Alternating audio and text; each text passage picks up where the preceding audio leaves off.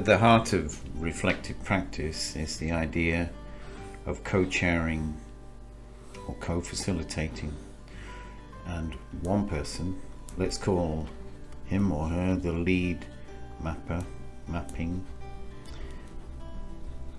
and there's a kind of visible engaging, visible map, visible engaging, and then there's a second mapper here who is perhaps noting more like notes and riffing off or building on the first mapper's mapping. The group is engaged around this map, perhaps on a flip chart or on a big sheet of paper in the middle of the circle or on a whiteboard, and the second mapper is also reflecting more, seeing patterns, maybe thinking more about the process, and this person is mapping the story. But this may not be true. There may be a little bit of mapping the process in this work and a little bit of mapping the story in here. But what they both have attention to is, let's call it chairing. It isn't really chairing, it's more like co-facilitating.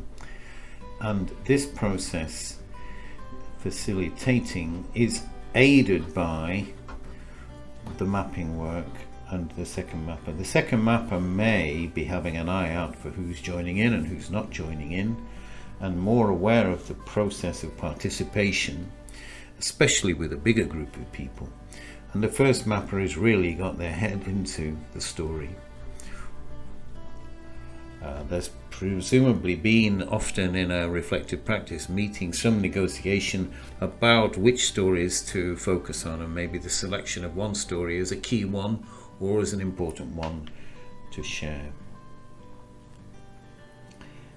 There's a feeling here that we need to kind of give value to, which is being and doing this work of mapping side by side.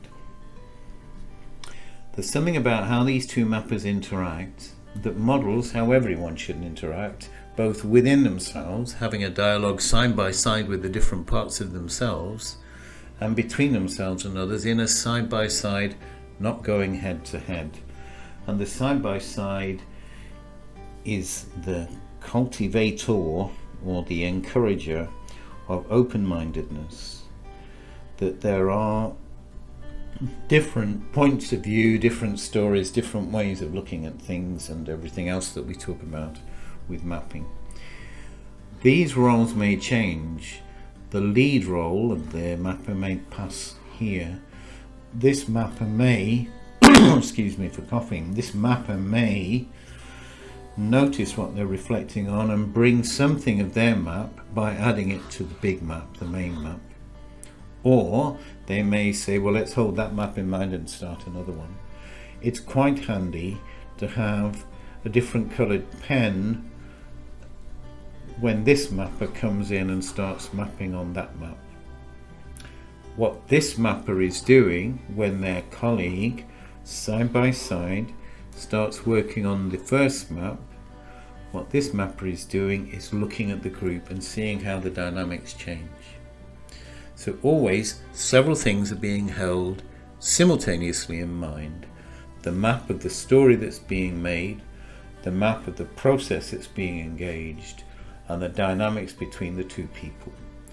And there's really gold in moments of joint negotiation, shared vulnerability, shared uncertainty, of shared use of the map to find out where we are. Let's recap, let's look back. If, as is indicated, there's some process towards the end of the mapping session to write to some pattern that's emerged on the map, or to give voice in a more special way to what's been written on the map, then these two, perhaps with someone centrally involved, should be the givers of the voice or the writers of the story.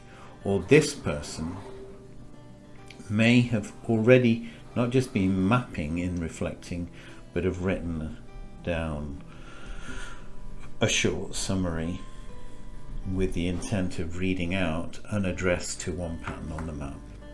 That's beginnings of talking about quite a big subject of co-facilitating a reflective mapping session.